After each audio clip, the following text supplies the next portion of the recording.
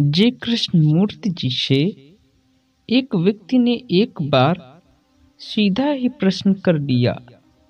उसने कहा, ईश्वर क्या है? अर्थात वह जानना चाह रहा था कि आखिर ईश्वर है क्या। क्या वह कोई विचार है, कोई मूर्ति है, कोई वस्तु है?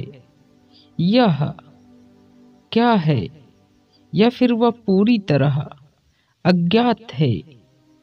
तो जय कृष्ण मूर्ति जी इस प्रश्न का उत्तर देते हुए कहते हैं, आप कैसे पता लगाएंगे?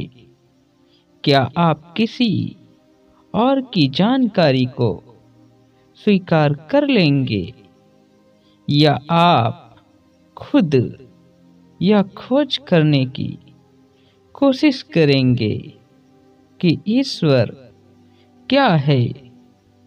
प्रश्न पूछना बहुत सरल है, पर सत्य को अनुभूत करना प्रचुर प्रज्ञा, गहन संवाद तथा खोज की अपेक्षा रखता है। अतएव पहला प्रश्न है, ईश्वर के विषय में किसी अन्य ने जो कहा है, क्या आप उसे ही मान लेने वाले हैं? इससे क्या फर्क पड़ता है कि वह कौन है? कृष्ण है, बुद्ध है, ईसा है? क्योंकि ये सभी गलती पर हो सकते हैं। इसी तरह आपका अपना विशिष्ट गुरु भी गलती पर हो सकता है। सत्य का पता लगाने के लिए, पूछताछ करने के लिए आपका मन अवश्य ही मुक्त होना चाहिए। इसका अर्थ है, यह यूं ही विश्वास नहीं कर सकता, स्वीकार नहीं कर सकता, मैं सत्य का वर्णन कर सकता हूँ, पर यह सत्य को स्वयं अनुभव कर लेने के समान नहीं। सभी पवित्र पुस्तकें ईश्वर का वर्णन करती हैं, पर वह वर्णन ईश्वर नहीं है। ईश्वर शब्द ईश्वर नहीं है, ऐसा ही है ना? सत्य का पता लगाने के लिए आपको उसे कभी स्वीकार नहीं करना चाहिए। जो पुस्तकें, शिक्षक या अन्य व्यक्ति कहते हैं, इस सब से कभी प्रभावित नहीं होना चाहिए। अगर आप इनसे प्रभावित हैं, तब आपको वही पता चलेगा जो वे चाहते हैं कि आपको पता चले। आपको यह भी अवश्य मालूम होना चाहिए कि आपका मानस जो भी चाहता है, उसकी प्रतिमा निर्मित कर सकता है। यह दाढ़ी वाले या एकाक्षी ईश्वर की कल्पना कर सकता है। यह उसे नीला या बैंगनी रंग का बना सकता है।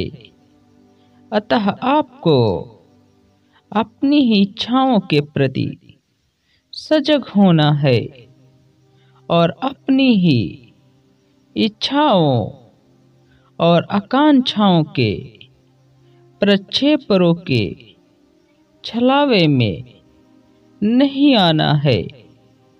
अगर आपकी आकांक्षा ईश्वर को किसी विशिष्ट रूप में देखने की है, तो जो प्रतिमा आप देखेंगे वह आपकी ही अभिलाषा के अनुरूप होगी।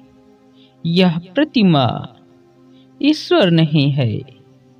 अगर आप दुख में हैं और दिलासा चाहते हैं या अपनी धार्मिक महत्वाकांक्षाओं में भावुक एवं रोमानी महसूस करते हैं, तो अंततः आप ऐसे ईश्वर का निर्माण कर लेंगे जो आपकी इच्छाओं की पूर्ति तो कर देगा, पर फिर भी वह ईश्वर नहीं होगा। आपका मानस पूरी तरह से स्वतंत्र होना चाहिए।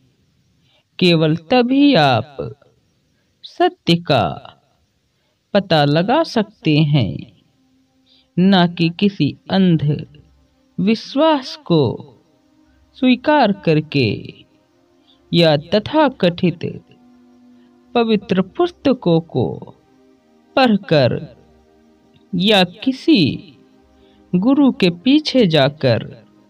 जब यह स्वातंत्र्य होता है, बाह्य प्रभावों तथा आपकी अपनी इच्छाओं व आकांक्षाओं से वास्तविक मुक्ति होती है, ताकि आपका मन बिल्कुल स्पष्ट हो।